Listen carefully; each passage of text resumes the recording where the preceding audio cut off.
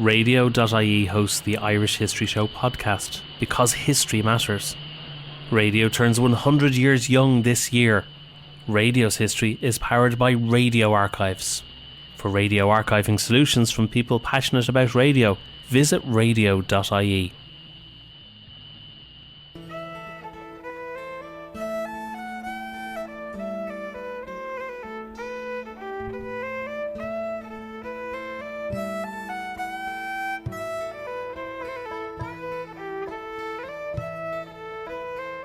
Hello and welcome to the Irish History Show.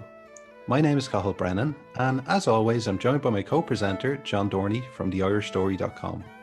Radio.ie hosts the Irish History Show podcast because history matters. Radio turns 100 years young this year. Radio's history is powered by Radio Archives. For radio archiving solutions from people passionate about radio, visit radio.ie. You can follow us on Twitter at Irish History Pod, or on Facebook, facebook.com/The Irish History Show. If you get a chance, please take a moment to rate and review the show on iTunes, Spotify, or whichever platform you get your podcasts on, as it really helps us. If you'd like to listen to any previous episodes of the show, you can go to our website, irishhistoryshow.ie. This week, we're very pleased to be joined by Michael Foley. Michael is an author and journalist and writes for the Irish edition of the Sunday Times. He is a three-time GAA McNamee Award winner and winner of the 2007 BoyleSports Irish Sports Book of the Year.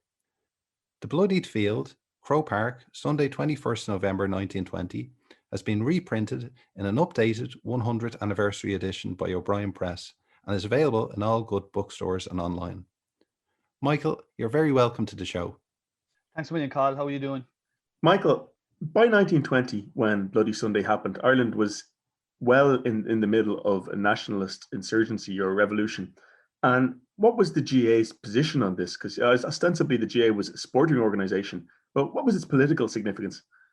I suppose you've more or less hit the nail on the head there in terms of the GAA. I mean, that's how publicly they always wanted to be seen. And it's funny how that policy is the same as now as it was then, that in their minds, they were an apolitical organisation. They were an organisation that organised games. And their, I suppose, public sort of persona, if you like, was that whatever was happening in terms of the War of Independence, whatever was happening in terms of disruption to the country and so on, they were going to drive on as best they could. Now, obviously, they couldn't help but be influenced by what was going on around them in terms of trying to play matches and stuff like that.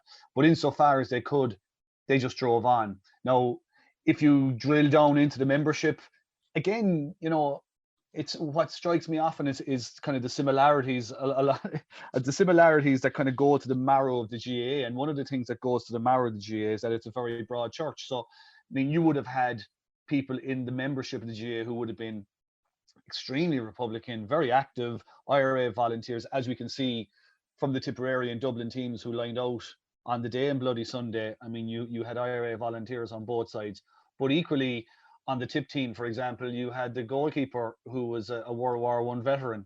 You had people who would have been there in the crowd and that who would have been soldiers, ex-soldiers, and that would have been reflected in GAA membership. You would have had people who saw the GAA as a games-based organisation. People went to matches to get away from the humdrum of ordinary life. Other people would have seen it more as a sort of an expression of their Irishness, if you like, or their kind of sense of nationalism they may have had or something like that. But, you know, by and large, I think at that time, for the public, the GAA was a games organisation.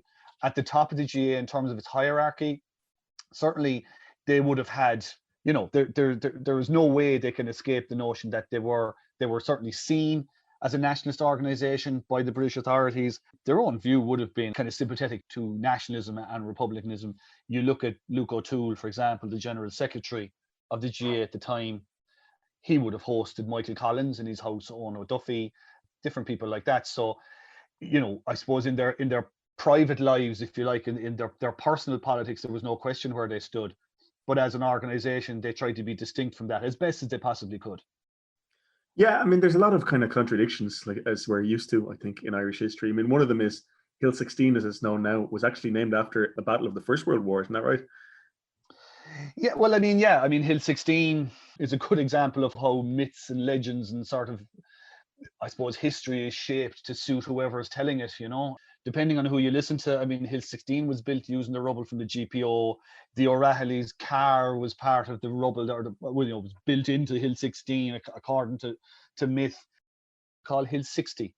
And Hill 60, it was named after a hill in South Africa where a huge battle in the Boer War was fought, where a lot of Irish people would have died. And that was what Hill 60 signified in 1920, if you like.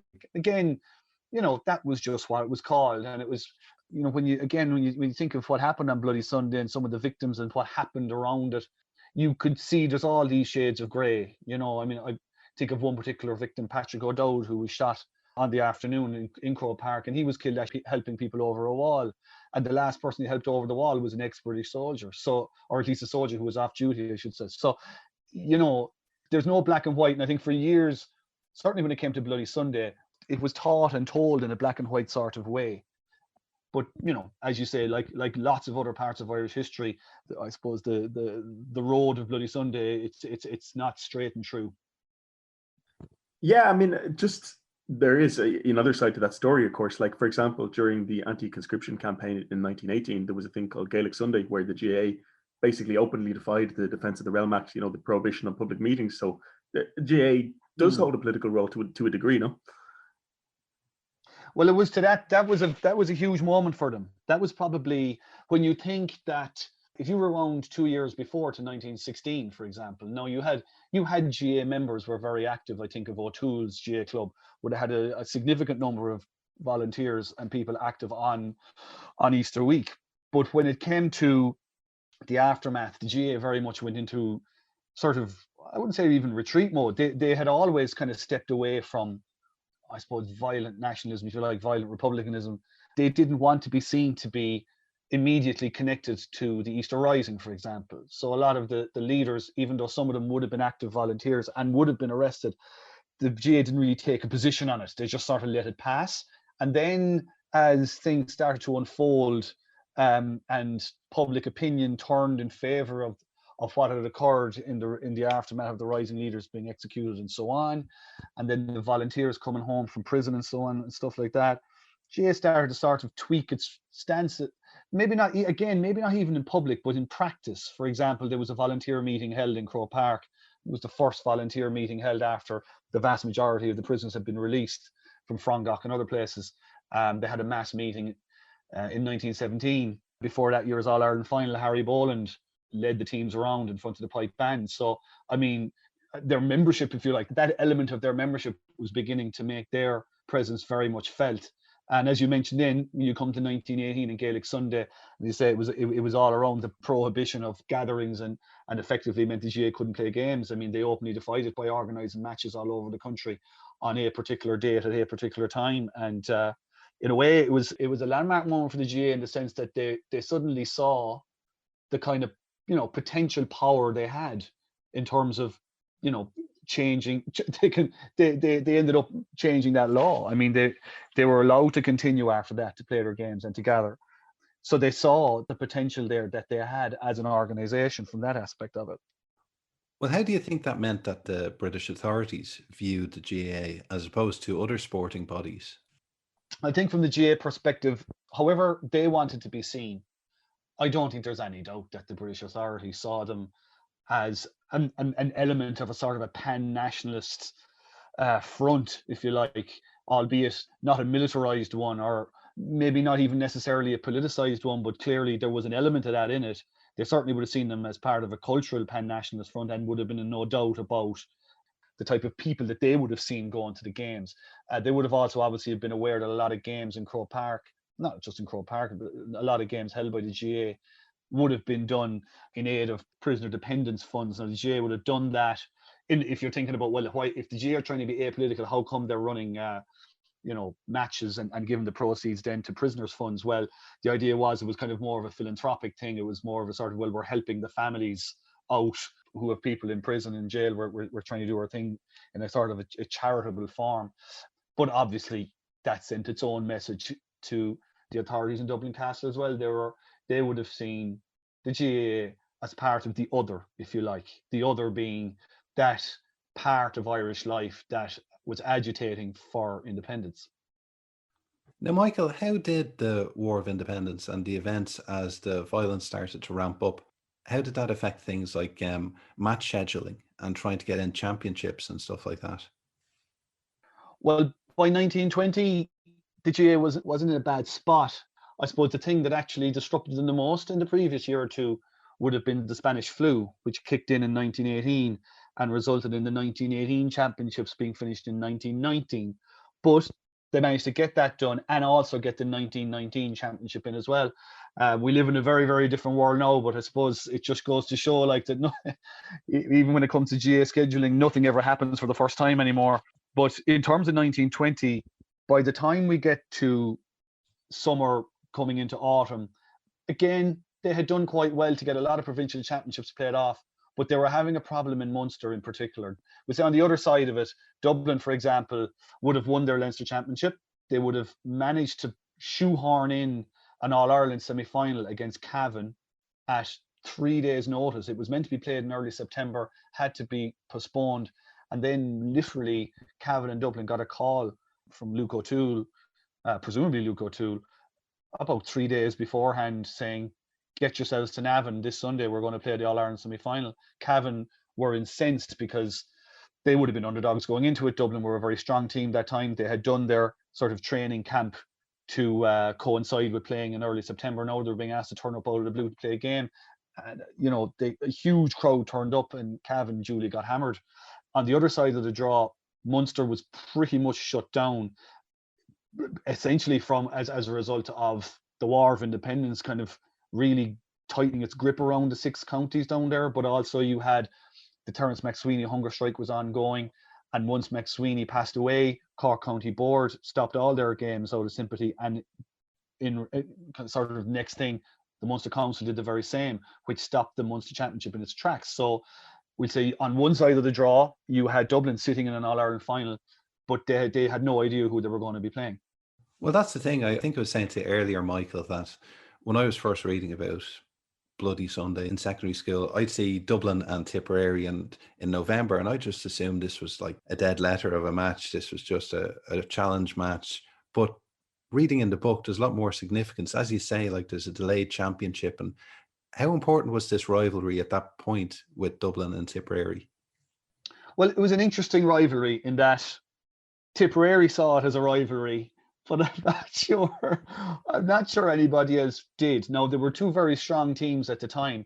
I suppose in 21st century terms, Dublin in 1920 were like Dublin maybe 10, 12 years ago, just before the great team of the current day kicked in. So Dublin would have been in the running for an All-Ireland final any year, but they maybe just didn't quite get there. They weren't winning Leinster titles. They were kind of falling short and all this sort of thing. But they were very well, their players were well known and they were a good, strong team. And Tipperary on the other side, then they remind me often of like an Armagh or Donegal. They just came with this generation of really good players who got it together. They were having like a moment, in 1918 to 1922, they had this moment where they just had a team capable of challenging. So yeah, it was a challenge game, as you say, but because of the fact that there were so few games on by that stage, and there was a terrific appetite. I mean, the appetite was seen when, they called together an All-Ireland semi-final at 3 days' notice. And you can imagine now that, the Anglo-Celt barely got the ad into their paper just in time so that people in Cavan knew the game was on. People in Dublin would have seen it in the papers. And yet still, with that tiny notice, huge crowds descended on Navan. So there was a terrific appetite there for matches. So when you get Dublin and Tip together, you have an All-Ireland finalist, and Tipperary, who had been in the 1918 All-Ireland final that had been finished in 1919, lost it by a point, got knocked out of Munster in 1919 by Kerry, but still were seen as a very good, strong team. And, they were looking for a match. They needed a game. There was no one to play in their own locality. They had played Dublin a couple of times in the previous 12 to 18 months and beaten them. But somehow or other, how these things get legs, I don't know. But word got down to Tipperary that the lads in Dublin were dissing him, that they weren't taking him seriously, that the 2 victories weren't enough for Dublin to say, this Tip team is pretty good. So Tipperary, through the offices of their county secretary, wrote a letter to the Freeman's Journal, and it was printed in Sport newspaper as well in early November. And basically they called Dublin out. They said that we hear that our supremacy over the last two games has, basically not been noted, and that Dublin are basically saying they're better than us, and we challenge them to play a game anywhere, anytime, for anything. So, it ball's in your court now. So it was brilliant. Like, I mean, can you imagine that happening now? One team calling out another in public like that. I mean, to write a letter to the newspaper in 1920 would be the equivalent of going on the Sunday Game now. Would be the equivalent of like, I don't know, the Kerry manager going on the Sunday Game and calling out Dublin to say, we'll play anywhere right now if you don't think that we're as good as ye, sort of thing. So the game was fixed because it suited both of them to have a game anyway. So the game was fixed for the 21st of November 1920, and it drew a huge crowd because there was that interest. They came from all over, not just the city. They came from all over the country to see the game. It's great in the book when you go into the individual players on both teams and some of the connections that they have to, very important characters, particularly from Tipperary, people like the Dan Breans and the Sean Tracy's, and the connections they would have had to people on the Tipperary team. Yeah, again, this is this sort of, I suppose this is where the waters of life and revolutionary politics and, football and all these things meet up in these small little places. And again, as I said at the top, I mean, you mentioned Dan Breen there. I mean, Tommy Ryan plays midfield for Tipperary that day. He's a very committed Irish volunteer, would have been very active in Tipperary, was arrested after the Solihull Beg shootings in January 1919. That's effectively started the War of Independence, or seen to have started the War of Independence. Ryan was arrested the following day, and when he was let out of jail, he went straight to Waterford, where the Tipperary team were preparing to play the All-Ireland final. He would have been an associate of Breen and Sean Hogan and Sean Tracy. And in fact, on the morning of Bloody Sunday, Dan Breen offered Tommy Ryan a ride out of town. Basically said, don't go to Croke Park. He said, get out of here. Let's go back to Tip. It's not safe around here now.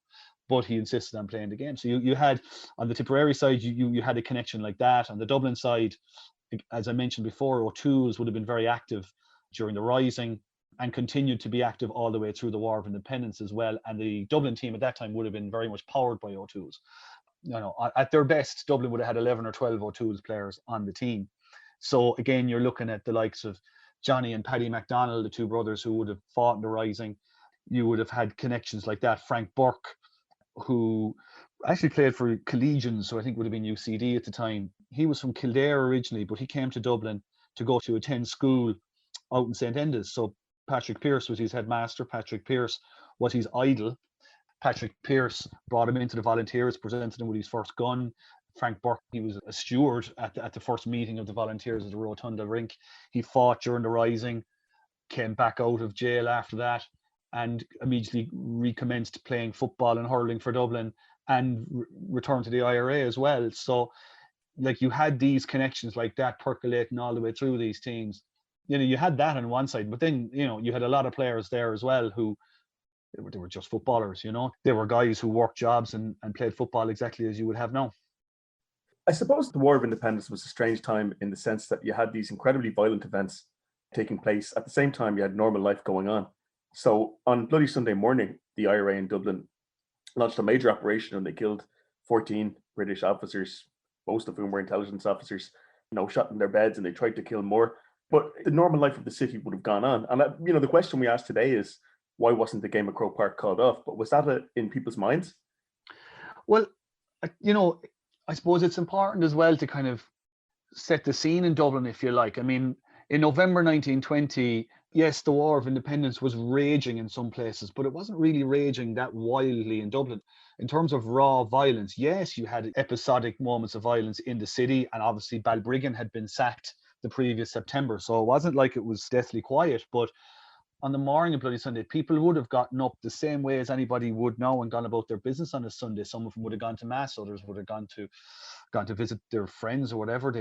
Others were preparing to go to a football game over in Croke Park. They wouldn't have for a second thought that the IRA would effect an attack like they did.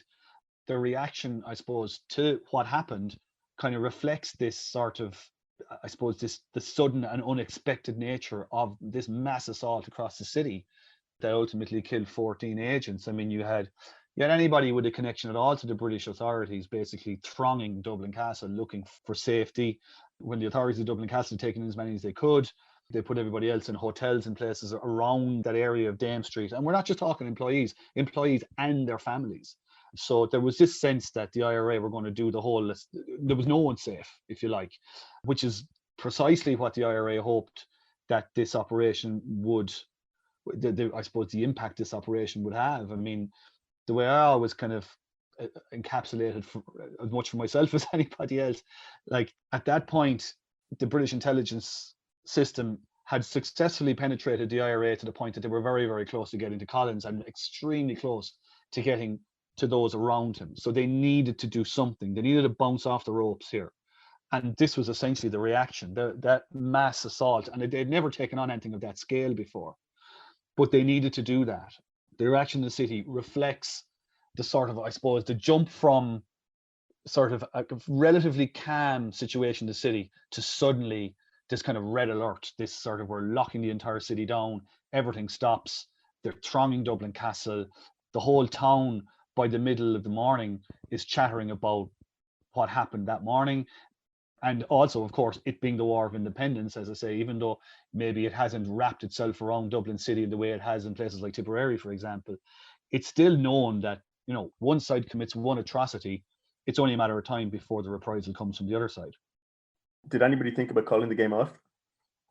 There was a moment where it was possible that the game could have been called off. That morning, Luke O'Toole, the General Secretary of the GAA, was in Croke Park early enough because there'd been a meeting, a central council meeting that morning, and there was a curtain raiser game as well. So he was knocking around from early morning, and of course he lived next door to the place anyway, so he would have been there. But when about midday lunchtime kind of time, a little bit later, 3 IRA men came to Croke Park looking for O'Toole. They had gotten information from the Dublin Metropolitan Police, from a source in the Dublin Metropolitan Police, that some kind of force was coming to Croke Park, whether it was army or police, they didn't really know. And they also didn't know what the nature of their intentions were. They didn't know, was it going to be, you know, were they going to open fire? Or was it going to be a search operation? Were they just going to sort of drive around and intimidate people? They didn't know. But they did have a sense that given what had happened in the morning, the GAA should consider calling the game off. Now, at 100 years remove and looking at what happened, it's very easy to say the GAA should have called it off. But like at that time, Luke O'Toole is kind of caught in the horns of a dilemma, in the sense that, you know, on the one hand, you have this sort of sense that the GAA, it's not so much that it's above all of this, but it's trying to drive on without paying any public attention, if you like, to what's going on in parallel in terms of the War of Independence and what's going on in their towns and cities, and just play their games and just do that. So you have that on the one hand. On the other hand, you have the practicalities that there was a crowd of 15,000 gathering and thronging into the ground, and the game would eventually be delayed even because the crowd was so busy. You need to think of like, well, okay, if some force comes, is it going to be more dangerous than actually trying to get people out now? That the actual evacuating of the ground might be more dangerous than anything. And also you have, again, the practicalities of people going, okay, well, the game's not on, I want a refund. Where are we going to get my money? And people are getting cross, and you have that aspect of it as well. Now, the IRA men were quite sort of insistent that they should consider calling the game off. O'Toole's GAA club would have provided stewards that time at Croke Park, and they had pulled all their stewards out. So in the end of it all, O'Toole takes a kind of halfway house and he closes the turnstiles at that point. So that's fine. IRA men say, okay, that's okay. But as one of them is walking up Clonliff Road, he sees a turnstile operator, and the crowd outside the turnstile is really swelling, and it's getting very, very busy and quite agitated, and the turnstile operator is getting agitated. And in the end of it all, he kind of throws his arms up in the air and opens the turnstiles again, and that's almost a signal for the other ones to open as well. And the crowd resume going into the ground. And I suppose in that moment, there's not really anything anybody else can do. In that moment, there was a chance to call the game off. There would have been visitations, we'll say, to the Dublin dressing room from Tom Ennis, who would have been on one of the jobs that morning. He was also a member of O'Toole's GAA and a very prominent guy in the Dublin Brigade of the IRA. He called to the Dublin dressing room and asked them, would they go home, don't play the game. He spoke to Paddy MacDonald, but Paddy came back and said, no, we're going to play the game. You know, that's what we're here to do. That's what we're going to do. And when you consider that Johnny MacDonald, his brother, had been on a job that morning with the IRA on one of those hits, in Upper Mount Street, and Johnny had come from a hit, gone home, gotten ready to go to the game, and then gone to the game. Gives you an idea of the conviction of these guys, you know. They were determined to play their game, whatever happened. Well, Michael, from the British viewpoint, what was their plan when they were sending troops and policemen towards Croke Park? What was the plan, let alone what actually happened?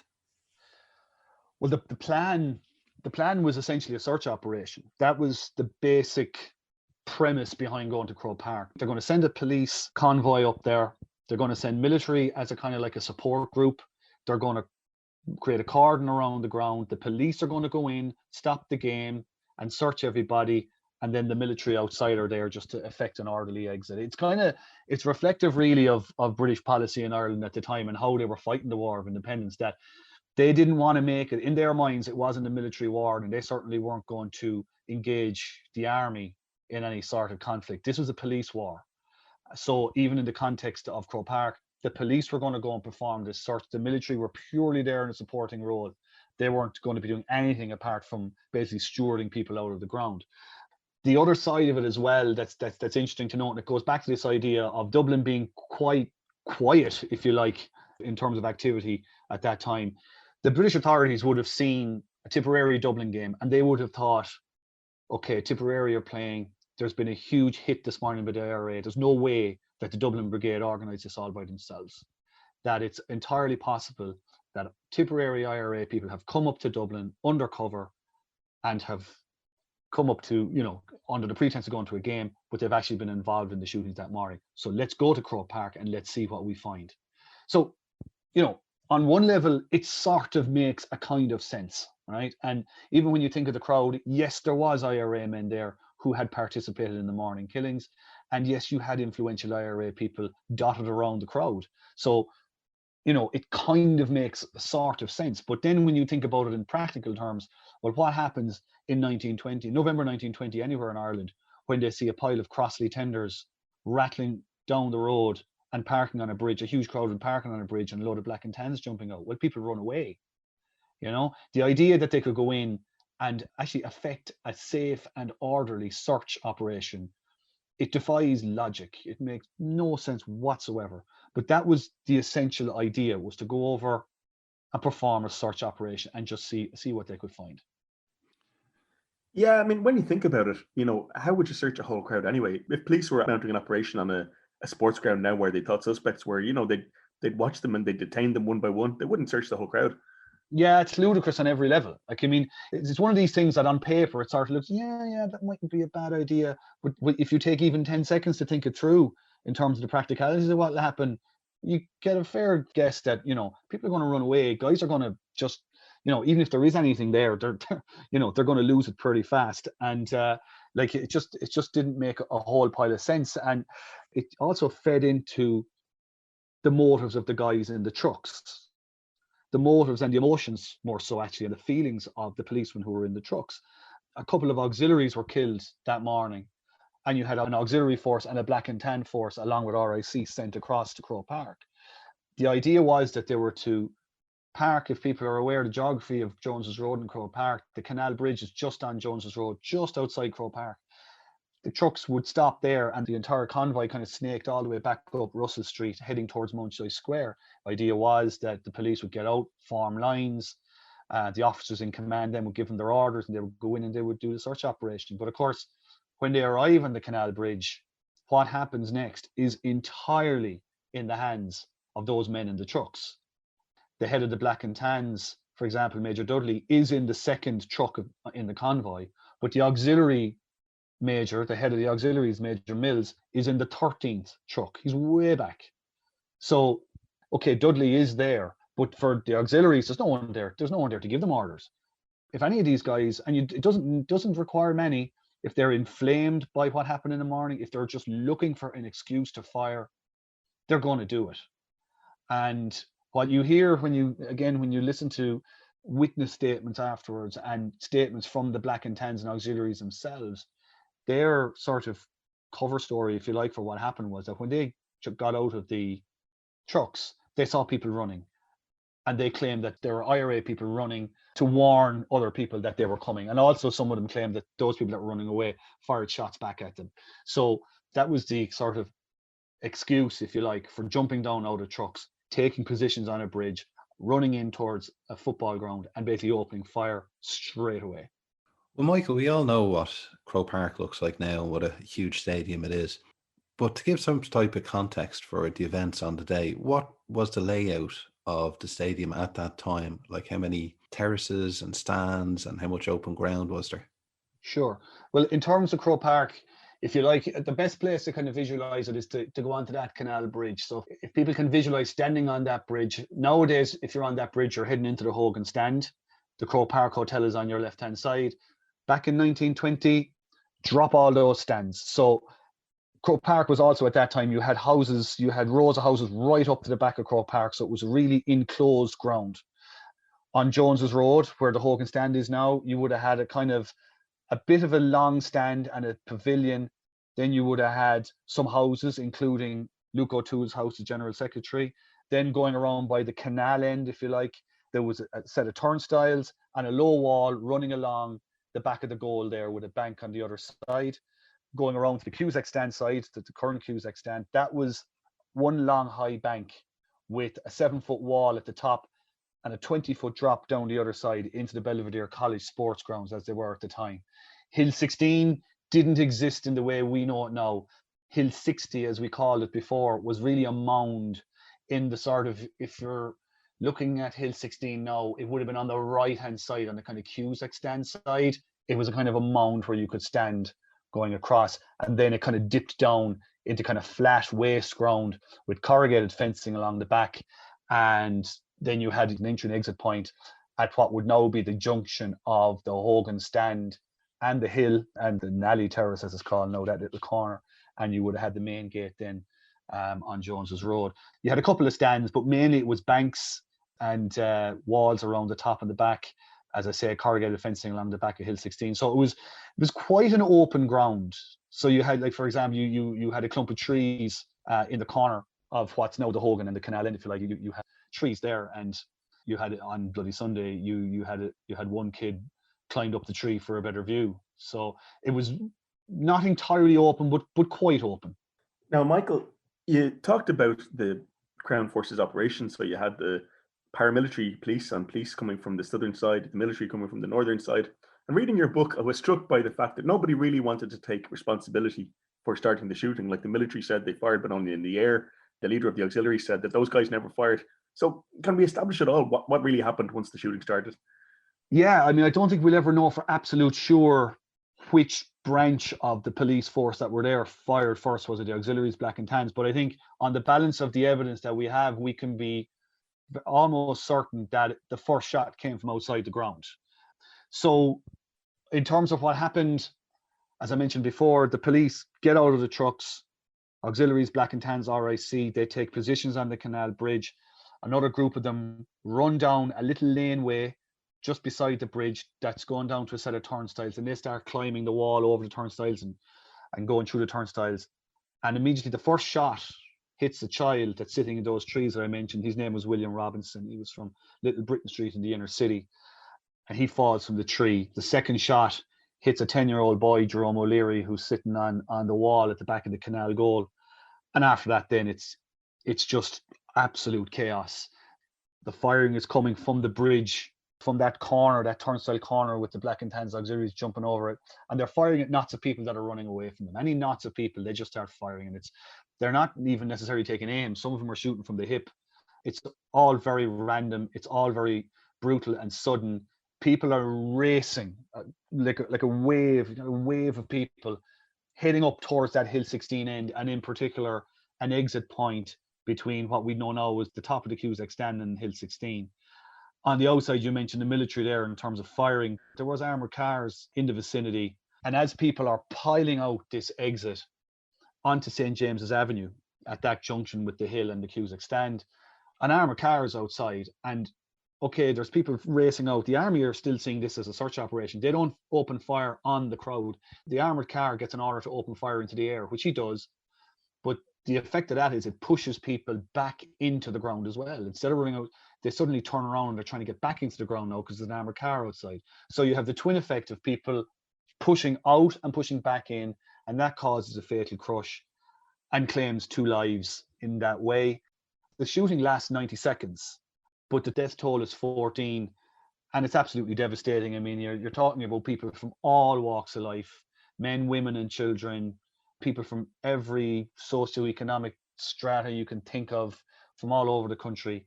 It really kind of encapsulates so much of what that War of Independence was all about. It does, and it kind of encapsulates, I think, the shambles that was British political military policy at the time, doesn't it? I mean, it encapsulates a lot of things. For example, there was divided command. No one knew who was really supposed to be in charge. The reprisal was totally indiscriminate, like it didn't target people who they wanted targeted. It was a bit of a mess from the British side as well, as being, obviously a brutal reprisal. It was an appalling disaster from their point of view. Like, it's only a year since Amritsar in India, the massacre that claimed far more lives, but that still hung over the British government at the time. And it was in the newspaper headlines. Some of the newspaper headlines echoed Amritsar when they described Croke Park. I mean, in terms of, they actually did perform a search operation as well, it's important to say. They found nothing. The official statement said that they found 30 revolvers in Croke Park, but the reality was they found nothing. They found one single revolver thrown into a garden near Croke Park, presumably thrown into a garden near Croke Park, but that was it. So on every level, this was just a catastrophe. It was a human catastrophe. It was a political catastrophe. Not that that really matters in the context of what had happened there. Yeah, it was this crystallizing of how British governance in Ireland just was not working. How they were fighting this War of Independence, if you like, just wasn't working. It all came to a head in Croke Park. It really had a huge impact. And even in terms of sort of trying to control the narrative afterwards, the British authorities very much stuck to the idea that they were fired on first and that the police were acting in reaction, even though they ultimately admitted that what the firing that occurred was in excess of what was required, as they put it in an inquiry report afterwards. They were still putting out this notion that, we didn't start it. It was started by the IRA. We were just responding, and this awful thing, we are not the only ones to blame for this awful event, when in actual reality they were the only people to blame for this awful event. Well, you touched on it there, Michael, but what was the reaction, not just in Ireland, but throughout Britain and internationally, to the events in Croke Park that day? Well, funny enough, the reaction to the events in Croke Park, specifically in Britain, for example, was quite muted. Really, all the attention and focus was on what had happened in the morning, the spies being killed in the morning, these British officers being killed. And, they were brought home. Their coffins were carried on gun carriages down the Liffey and borders. They were put on destroyers and brought back to Britain, and their funeral services and masses were held in Westminster Abbey and Westminster Cathedral, and huge crowds turned out. The reaction, if you like, in Britain was triggered more by the morning. I mean, people were very concerned about, well, what are the IRA capable of now? Are they going to bring this war to the mainland? There was rumors of, typhoid, the water was going to be infected by the IRA. Some timber and cotton mills were going to be set on fire. I think something like that occurred maybe in Manchester, I think, and the IRA were blamed. It wasn't the IRA at all, as it turned out. Downing Street, for example, Downing Street was shut up. The gates were closed. No traffic was allowed down it because there was a rumor that the IRA were going to carry out some kind of attack using motor cars down the road. So they closed the street. Visitors to the Houses of Parliament were stopped. Like, Croke Park did come up. There was questions asked in the House of Commons, but it was very much an afterthought. And in fact, when it was brought up, Joe Devlin, who was an MP in West Belfast, brought it up at the end of a very long day of discussion around the morning events in Dublin. The following week it came up, the Monday or the Tuesday. And Devlin had sat there listening to all these questions and these explanations and talk about the British officers killed in the morning, and not a word about Croke Park. So he asked, well, what news of the events at Croke Park? And Hammer Greenwood, who was the Chief Secretary for Ireland at the time, the question was asked, and Greenwood was kind of rustling his papers, and he kind of leaned down to an MP beside him, John Molson, who was sitting beside him. And Devlin was only just up behind him, a couple of rows behind him. And in that moment, Molson turns around and grabs Devlin in a kind of headlock. And they start jostling and fighting right there in the chamber. The House has to be suspended. The chamber is emptied. And when they're brought back in, Greenwood goes through what kind of becomes the boilerplate statement, if you like, from a British point of view in terms of what happened at Croke Park, that there was firing on the police responded, and there was a number of deaths, much regretted, including a woman. And of course, I mean, there is no hierarchy in death, but certainly in the early part of the 20th century, the idea of a woman being killed in this manner at a sporting event was just absolutely abhorrent, not to mention the 3 children who were killed. So then there was some discussion in the House about Croke Park, but really it didn't percolate much beyond that into the public consciousness. People weren't repulsed by the idea of 3 kids being killed in Dublin. It didn't make landfall in Britain in that way. Let's talk a little bit about the victims. I mean, most famous probably at this point is Hogan, the Tipperary player who was killed. Can you say something about him and his background? Yeah, Michael Hogan, again, it's one of these things with Bloody Sunday. Down the years, you would have heard that Michael Hogan was the captain of the Tipperary team, that he played in, right half back and in different positions, and that he was a major figure in different ways. But the reality of it was Michael Hogan was a 24-year-old right corner back in his second year on the Tip team, hoping to make his way on a very, very strong team and hoping to keep his place. And he was due to mark Frank Burke that day, who I mentioned earlier on. Quite apart from being a dual player and a very committed IRA volunteer, Frank Burke was one of the best footballers in the country at that time, one of the most well-known forwards. And, in the context of the day, Michael Hogan wasn't too keen on marking him. So, I mean, that was his mindset going out.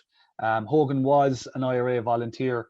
It's hard to know at this remove how prominent he was in the organisation. His brother Dan would have been very, very prominent, would have moved to Monaghan to work for the railway company and would have fallen in with O'Duffy and would have been a prominent leader in the Northern IRA. But from Michael's point of view, it's hard to know how active he was in the volunteer movement at that time. But I mean, his killing, obviously, it was a huge event. Take out to walk away from the human element, quite apart from the human element for the moment, for the GAA, for the idea of having a player killed in Croke Park in that way. It was a huge historical moment for the GAA, and it's one that resonated through their entire history right up to now. And we've talked about the reaction as regards British public opinion. What about the GAA's reaction? I mean, did this make them think we have to shut down the games until peaceful conditions are restored?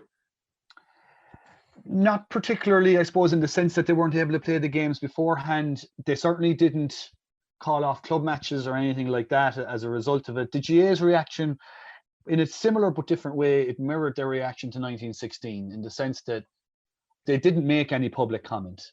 There was no grand gestures of sympathy. There was no presence at the funerals of the victims. There was no shows of strength, if you like, from a GAA perspective. The most they did was 12 months later, there was an anniversary game between Tipperary and Dublin in Croke Park, and that's a game that they continued to play every year until the 70s. But in general terms, I think the GAA were kind of numbed.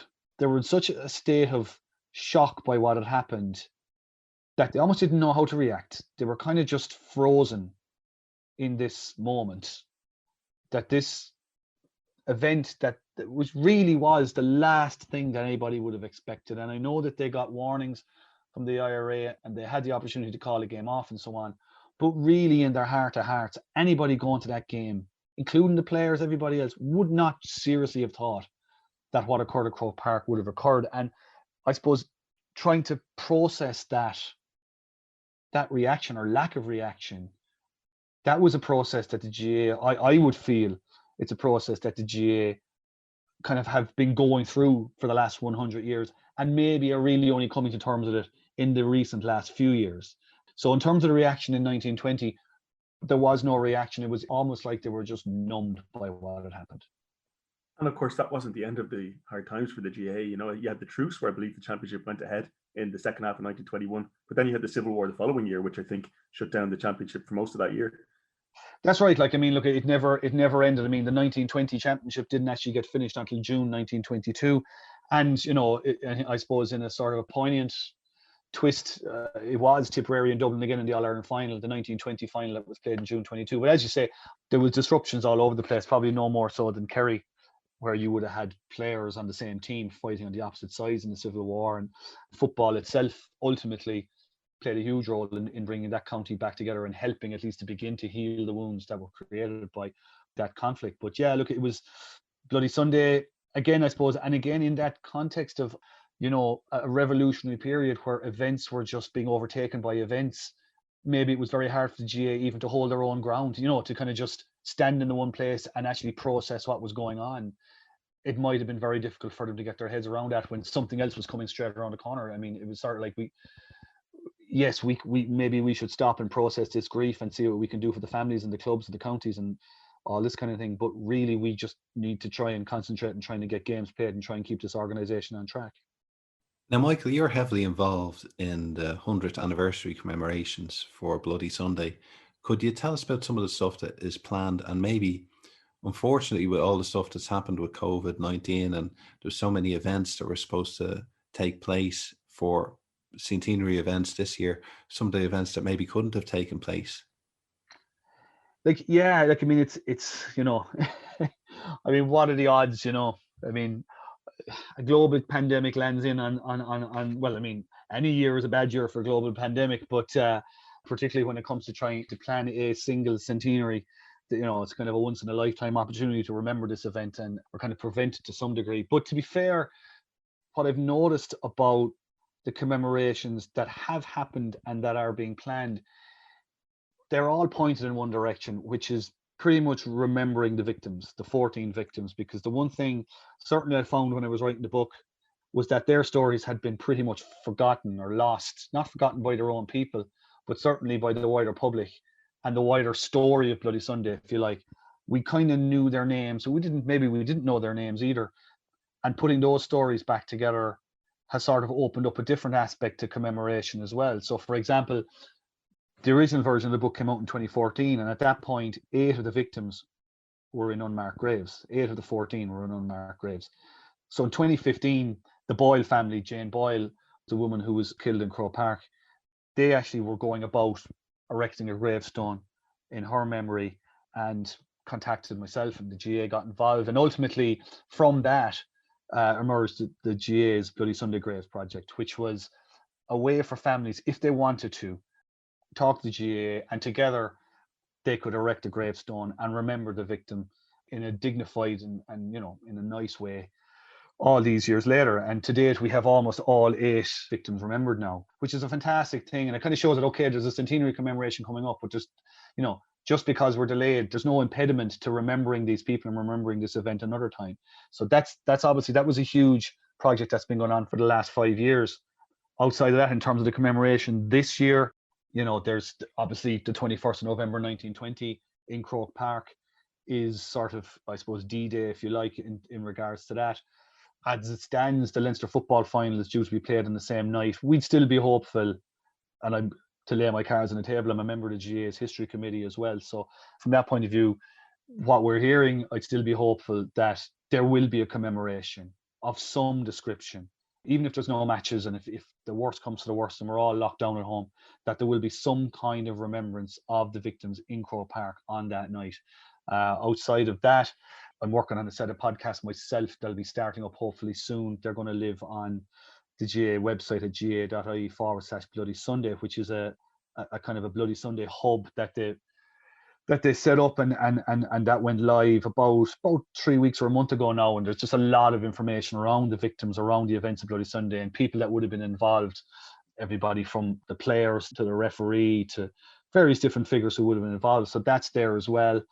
The Abbey Theatre have taken on a project to have 14 one-person plays based on each victim that are going to be staged sometime around the anniversary, sometime around that weekend. So that's a huge thing as well, obviously, in a way to remember the victims. It's a fantastic thing. There's a RTÉ TV documentary I've been involved in that'll run on the week of Bloody Sunday itself, hopefully. And outside of that, I mean, I go back again though to, sometimes it's the smaller things. So for example, also the GA Museum has an exhibition that unfortunately none of us can go in to see at the moment, but it's there waiting for the public whenever we can get back into it. And they have a very good series of talks as well that they've been putting up online when people obviously can't go and attend. So they're there. So we're finding ways around it. But I'm just thinking of the GA Museum exhibition and also things that are going on in Tip and Dublin. A lot of these things, again, they come back to the person. So for example, in Tipperary, they have a Bloody Sunday committee below that they've just been going around laying wreaths on all the graves of the Tipperary football team who would have been involved on Bloody Sunday, which sounds like a very straightforward, simple thing to do, but it's a wonderful thing because, you know, at this time when very few people can congregate in a place, it gets at least a few people out to a place. You lay the wreath, someone says something about this person who's here, and then other stories come out and other little bits and pieces of local history. And my father knew that fellow who knew this guy, and they kind of, all the links are joined together. And I mean, they've just been fantastic. They've been fantastic events. I think the nature of the Bloody Sunday commemoration, and it's wonderful, and that it's evolving in this way. It's evolving away from the politics, and it's evolving away from necessarily focusing on the violence. And of course, we know that what happened in Croke Park that day was an appalling tragedy. It was appalling violence. But we're at a point now when we have this opportunity where we can look at it in a slightly different way, in the sense that we can look at it through the lens of the people who were there. And in that way, we can achieve maybe a greater understanding of what Bloody Sunday means to us now, what we can learn from it, what we can learn from the people who were there, the type of people they were. As I mentioned before, it wasn't all, you know, IRA sympathizers there. I mean, there was an ex-British Army serviceman who served 2 tours of duty in World War I killed in the crowd. You know, you had active IRA members. Yes, they were killed as well. You had Jane Boyle, who worked in a butcher shop on Talbot Street, due to be married the following Thursday, was shot and killed. She was there at the game with her fiance. She was buried in her wedding dress the following week. Like, you had all these different aspects of Irish life that were there. People from Tip, Dublin, Limerick, Wexford were all killed. You know, Bloody Sunday touches us, and can still, even 100 years later, can touch us all in different ways. And there are ways that we can relate to it now through those victims that maybe weren't available to us just when we were reading just the cold, hard facts of the thing in the book. Well, Michael, thank you very much. We really appreciate you coming on today. That was Michael Foley, and his book, The Bloodied Field, from O'Brien Press, is available in all good bookstores and online. So if you'd like to listen to this or any previous episodes of the show, you can go to our website, irishhistoryshow.ie. You can follow us on Twitter, @IrishHistoryPod, or on Facebook, facebook.com/The Irish History Show. If you get a chance, please take a moment to rate and review the show on iTunes, Spotify, or whichever platform you get your podcasts on, as it really does help us. So my name is Cathal Brennan, and on behalf of myself and my co-presenter John Dorney, thank you very much for listening.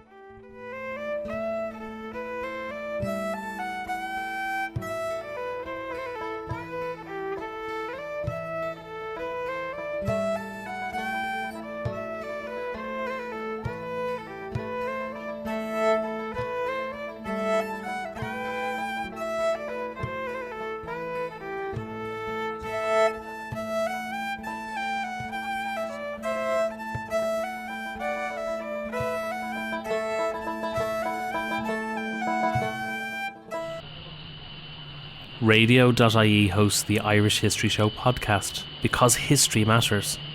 Radio turns 100 years young this year. Radio's history is powered by radio archives. For radio archiving solutions from people passionate about radio, visit radio.ie.